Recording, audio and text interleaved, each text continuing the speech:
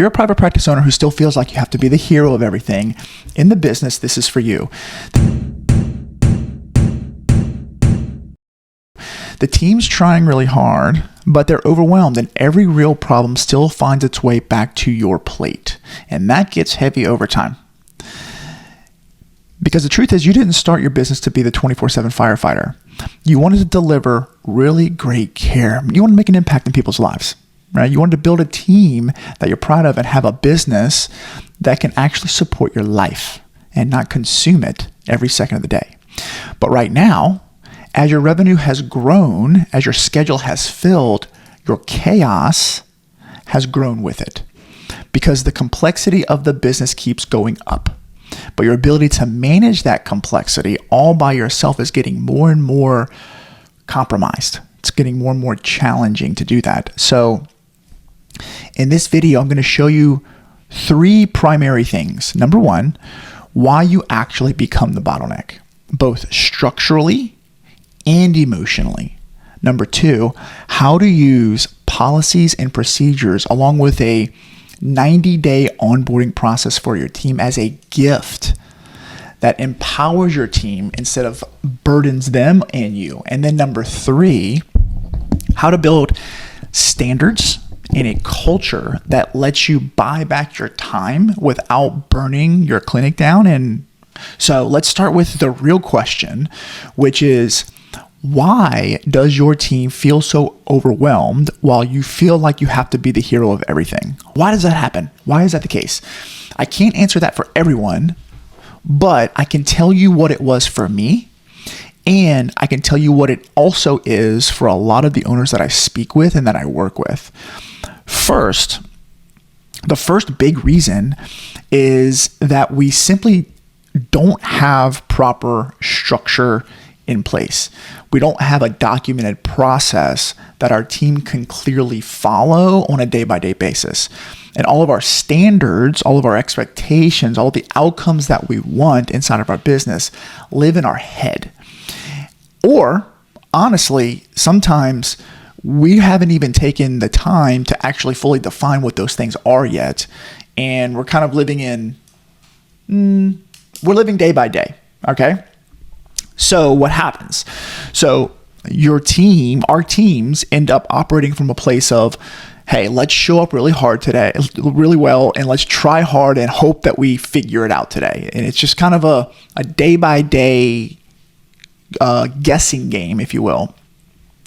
But there's no clean checklist, there's no clean workflows, there's just a lot of effort and guessing across your team, right? So why does that happen? Part of it is a time problem. What I see so often is that, and also it's the same thing that I did, and then sometimes I still do. We all do this, but we have a hard time recognizing and admitting to ourselves that we need to step away from the treatment floor on a regular cadence to actually think about what we want in our business, to be the designer of the outcomes that we're trying to create inside the business.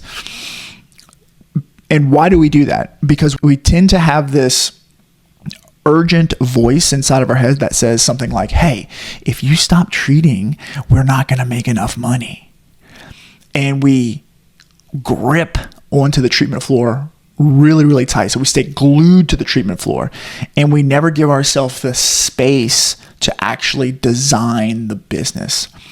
That's one big challenge. It's all up here, right? The second part is just simply a skill set problem. In fact, whenever I was getting my business off the ground, trying to figure out how to do this, I didn't know what it looked like to build an efficient practice. I didn't know how to do it. I didn't know how to build systems. I didn't know what a performing team looked like. I didn't know any of that stuff because nobody had taught me how to build systems.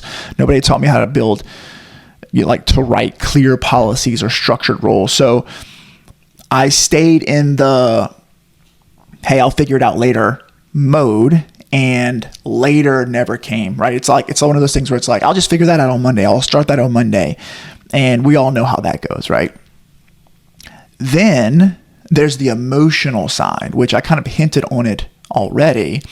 But the first thing is that we have this irrational fear that if we don't keep treating patients all of the time, we're somehow just not going to make enough money and the whole thing is going to come crashing down. That we just have no room, no budget to take just a little bit of time to work on the business.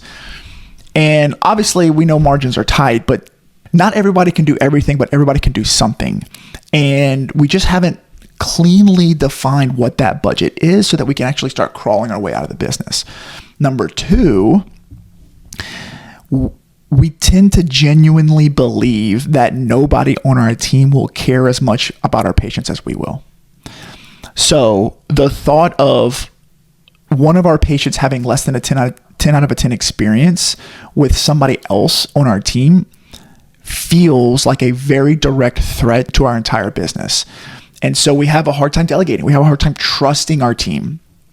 So what we do is we end up keeping every important patient on our schedule, which means that our team never actually got to own anything important inside the business. And so we continue to carry it all of ourselves. Number three, I particularly didn't know how to ask my team to do more without feeling like I was burdening them, because they're already busy, right? They're already busy. They're already stressed out. They're already kind of chaotic, and I have to ask them to do more stuff. That's hard. That was really hard to do. So I ended up just telling myself, you know what? I'll just do it myself. And we all know where that ends us. I will just do it myself is the number one way to become a bigger and bigger bottleneck inside of our companies. Because the longer that we hold on to things, the more and more everything has to continue to go through us.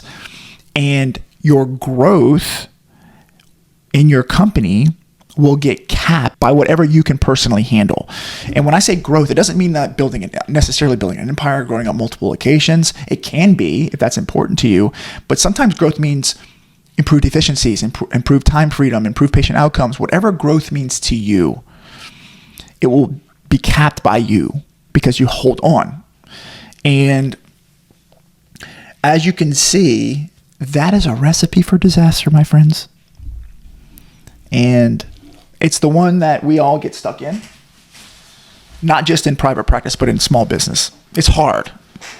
It's hard to learn how to build something outside of yourself that can, period. It's hard to build something outside of yourself. That's a skill, right? So if we continue to do that as our revenue grows, as your team size grows, the chaos and complexity will grow with it, right? And so if your structure and your leadership don't grow with that growth, you will hit a wall. And most owners will end up at that point in one of three places. Option number one is that they will burn out and they'll just give up, or they will slowly and quietly go out of business. Option two for you is to decide that, you know what, I'm just going to stay small. I'm just, one location and a couple staff is enough, and I'll just keep things manageable, and that's it. And there's nothing wrong with that, but as long as you're doing that from a place of choice and not from a place of feeling stuck or necessity, right? Option three is that they say, you know what, this is scary, but I have got to learn how to do something different. And they learn how to delegate. They learn how to build policy. They learn how to manage numbers and metrics. And they learn how to build leverage and remove themselves from the middle of everything inside the business. And that removal process is the thing that opens the business up to grow and expand or be better without crushing you or your team. So if you feel like the bottleneck in your business right now, it's not because you're a bad person or because you suck or anything like that. It's just simply because this is the natural next level or the next bad guy that you have to figure out how to beat to win the game, right? And once you beat it, you will unlock your next level of growth. Okay, so let's talk about policy and procedure. How do we do all that stuff? For a long time, I thought that policies and SOPs were this thing that I needed for me so that I could create freedom, so that I could step back. They were for me, right? They were for me, period. And part of that is true, but a deeper truth that I didn't fully recognize is the way that you get that freedom from your business is by empowering your team. Empowering is to create independence, to create self-sustainability, right? And so policies and procedures are a gift that you actually provide for your team. They create structure, they create clarity, and they create simplified workflows so that your people can execute on the things that matter most without guessing, without feeling overwhelmed, without feeling like their bandwidth and their emotional toll is being compromised. And as your business grows, remember, so does the complexity. There's more patience, there's more curveballs, there's more nuances in the billing and the scheduling. The documentation becomes a challenge, the communication becomes a challenge. The complexity that you feel as the owner, the stress, the anxiety, all the things, the burnout, all of that gets pushed onto your team. Your front desk, your clinicians, your marketing, your billing, everyone in the organization feels a little more overwhelmed when the business gets busy, not just you. And so systems, or the SOPs that you create, are simply the process of creating a repeatable process that is easy to follow and that requires fewer simplified steps and will, as a result, require less cognitive load day to day, and more of the process can be more automated and streamlined and sequential, right? So the decision-making fatigue will go down in the organization because of the structure and systems that you build, okay? So if you build systems around part of your business that can be systemized, what ends up happening is you open up more bandwidth for your team to handle more of the harder stuff, more of the more complex stuff, right? And that is how you actually start to make room for growth, like second location or hiring more clinicians or whatever you want to do, without burning down the whole building or without burning down the team. All right. So where do you start? Well, I can tell you where not to start. We're type A, and we're perfectionists as a profession. And so what you end up doing is we try to create a 200-page manual, and we end up burning ourselves out. So that's the wrong way to do it, because we end up focusing on the details instead of the big picture. Okay. So the first place to start is deciding where to start. I know that sounds weird, but deciding which policy and procedure to start with first and being prescriptive with that decision is the first step. Prioritization, I guess, is the first step. Most owners get stuck there or get stuck in here around this area, but because we can imagine an infinite number of policies that we can create, we can sit around and think about what every single what if scenario that could possibly happen, like, who knows what else. The point is that doesn't work. Instead, what we want to do is be very diagnostic. We want to start with the biggest bottleneck in the business first. That is key. I would say, here's the thing, like when you're creating these policies and procedures, it's going to require an investment in resources. It's going to require time, energy. You're going to have to probably pay people to help you with it. And you're going to spend some resources on getting these policies built. And so we want to ensure that if you're going to allocate resources to this problem, that you're getting the biggest ROI possible on those resources so that you can actually move the business forward, right? And so one of the easiest filters that I like to use is asking myself, what is causing me the most pain right now? What is causing me or my team the most pain right now? It could be time pain. It could be emotional pain. It could be bandwidth pain, right? Or it could be financial pain. It's the thing that's keeping you up at night, which is the universe that's telling you it's time to build some structure and some certainty around this thing. That is usually the best place to start, right? So being diagnostic about that. Once you pick that area, you can create an SOP. I like to use the PPP formula, which is a fancy way to say building a policy and procedure, right? But the formula is product, purpose, and process. Product, purpose, and process. So write that down. The product, the purpose, and the process. Okay, the first P is the product. The product, it's the thing that's delivered, right? Like when you go to Apple, right? You buy some headphones. Here's the product. It's the thing. It comes in a case. It's defined. It's something I can see and feel and hold, and I know what I'm getting from this thing, right? The product is the actual outcome that the SOP or the policy should produce, right? So what is the outcome? Where do we want this plane to land? All right. And you want to try to learn how to be very specific with that. You know, it could be like schedule is full, right? Or the end of day checklist is complete, or we onboard this person within 90 days, right? And whatever that is, defining it clearly is really, really important.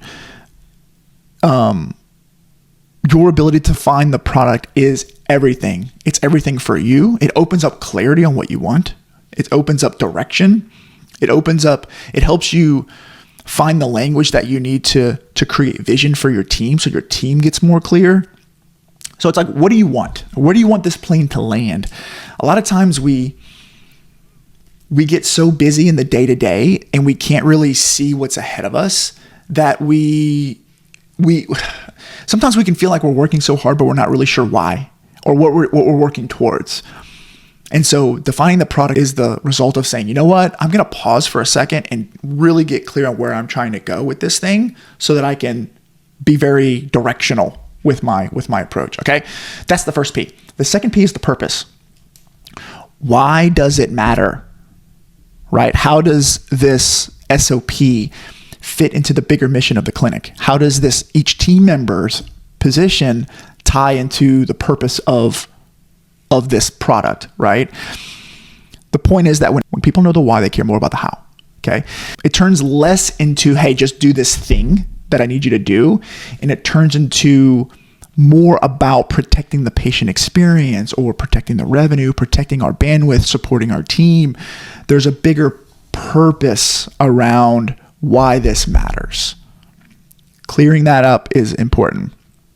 Answering the why, okay? The third P is the process, which is the step-by-step sequence of activities that you and your team will follow to go from basically like blank canvas to finished product. And that can be just 5 to 15 bullet points. You know, it's basically like do this, then do this, then do this, then do this. And if you add a very short video or a screen recording, you basically create a mini playbook that your team can use, and it would be really hard for them to fail if they followed. Okay, so the PPP model turns policy from this vague idea into something very clear and actionable and usable for you and your team. And once it's written, you're not the only person who knows how to do it anymore. It's documented. It's something that's outside of your brain that can be manipulated and that can be followed. It can be a guiding principle that you and your team use, which sounds like a lot of work, and it kind of is, but also it's the commitment to the boring, tedious work like that over time that leads to the freedom that you're after. It's not that you're going to create this playbook and then tomorrow all of your dreams are going to come true. It's going to be the commitment to the playbook over time, 6 months, 12 months, 24 months, that creates the freedom that you're after. Okay. All right. So next big idea. Now you know how to create policy, right? You know why you're the bottleneck. You know how to create policy.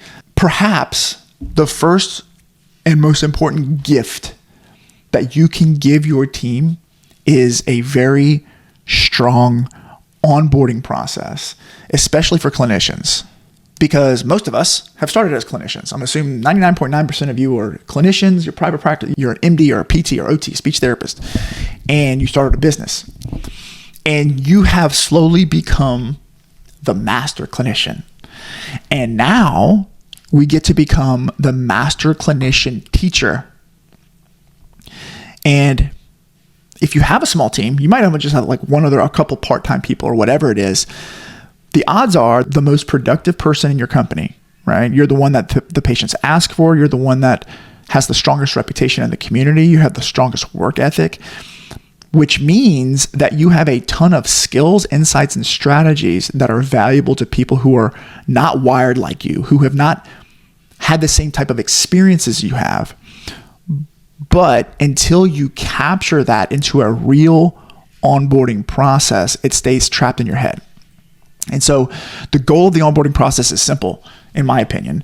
At the end of 90 days, we want a fully empowered clinician who feels supported and excited in their role, right? Who has the core competencies to do the job well, who is productive without feeling constantly anxious or overwhelmed, and who is really fired up about your clinic. And they tell all of their colleagues like, hey, this place is pretty awesome. This is a great place to work. And I like to build that process. There's a ton of ways you can do it, but to keep it simple, I build it in 3 stages. There's the HR and admin stage, there's the basics stage, and then there's the performance stage. And so I'll break those down for you cleanly here. Okay, so stage 1, the HR and admin, which is roughly days 1 through 7, the first week. This is where you're going to get, you're going to review the policies, the policies and procedures, the job description, you're going to get them the logins, you're going to get their credentialing started, do the HIPAA training. It's going to be the basic orientation inside of your company. You might even walk through how patients flow through the company, where they fit in. You might get them to shadow a little bit, show them the org chart, show them like I mentioned, the job description, maybe show them who they go to for what, right? So it's basic orientation, not a whole lot of treatment, not a whole lot of like performance driven activity, right? It's more of a slow, steady orientation. Okay. So stage 2 is going to be the basics. This is going to be roughly days 8 through 30. So weeks 2 through 4. Okay. This is where you give them the master core tasks of their role. Core tasks. Okay. They're not going to wow you with performance, but they're going to complete the core task, the basics. So for clinicians, that's going to be things like how to do an eval, right? How to document, how to write a progress note, how to ask for time off, how to use the EMR. The goal is that they can perform the minimum expectations of their job without constant hand-holding. They're independent with minimum expectations. They're legal, they're compliant, right? They're not breaking any laws, right? They're not doing any harm to the business. Stage 3, this is the performance stage. This is where things start to heat up a little bit. They start to warm up a little bit, okay? Roughly days 31 through 90. This is the following 2 months, months 2 and 3, okay? This is where you help your new clinician learn how to drive outcomes in their role. All right. So you teach them things like their sales psychology, how to get buy-in, how to keep patients on compliant to their plan of care, how to ask for referrals, how to build relationships with other providers, with how to get referrals in the community. You might introduce KPIs for their role, like visits per week or their arrival rate or revenue per visit or patient outcomes. And you show them how to read, measure, and interpret their statistics and how to improve them whenever, or how to be diagnostic around them and improve them if they dip, when they dip, right? The point is that you're training them in this phase, not just to treat patients, but how to perform inside your business model, okay? And when you break down the onboarding process into those 3 stages, what ends up happening is you have a framework that tends to lower anxiety, that doses things more appropriately for your team. You shorten up the ramp up time and you massively increase the odds that this person will stick and thrive in your company. And every time that you hire, you're not just reinventing the wheel every time, but you're running a system of onboarding. And how cool is that, right? Like you get to really build something special, okay? Quick bonus, because this is the part that a lot of people skip, and I've skipped it as well. This is really important, and it's going to lead into the next big challenge that you're probably going to experience in the company. You can have this beautiful policies and procedures manual on paper, but if your people don't follow it, none of it matters. Listen, we have ChatGPT and Claude and all the things, and you can create this incredibly beautiful and complex, elaborate policy and procedures manual. But if people don't follow it, none of it matters, right? This is where your leadership and your culture come in. As you build a team and you start to develop them structure, how to actually get them to follow the rules, right? And you'll have to elevate yourself from super clinician to leader, influencer, driver of culture, right? Your culture is built around your mission, your purpose, your values, and it should feel like a calling to a higher identity. I know that was a weird word, but just stick with me for a second. Okay.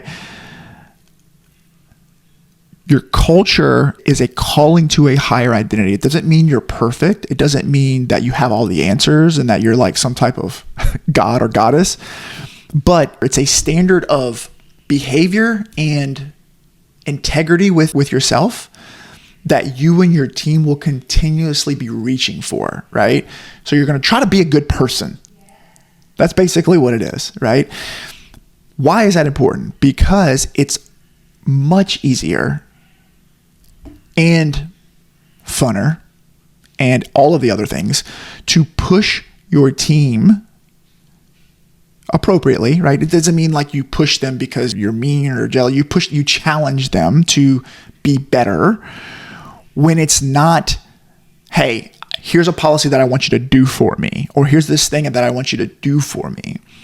But it becomes more like, hey, let's become the kind of team that can work together and create a bigger impact for other people, right? So the point is that your people will work harder for an identity that they're reaching for, that they're proud of, than just another checklist to follow.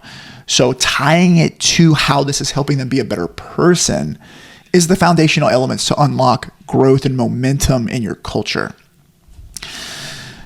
At the end of the day, everything that we're talking about is learning how to buy back your time on your calendar, the mental bandwidth that's in your head, right? James Wedmore says that if you value your money more than your time, you'll end up with neither. If you value your money more than your time, you'll end up with neither. But if you value your time more than your money, you'll eventually have an abundance of both. I love that saying, right?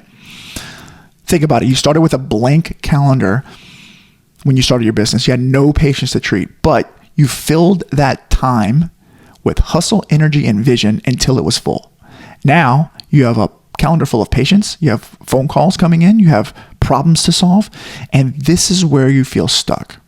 So the next level isn't about doing more stuff. It's more about removing things from your plate with things like systems, people, VAs, automations, AI, so that you could free up your time and energy and bandwidth to build the next version of your business and your life. If hard work alone was the answer to this problem, then you'd be rich, right? So let's recap. Number one, you became the bottleneck because there was no structure. Everything lived in your head, and fears kept you glued to the treatment floor.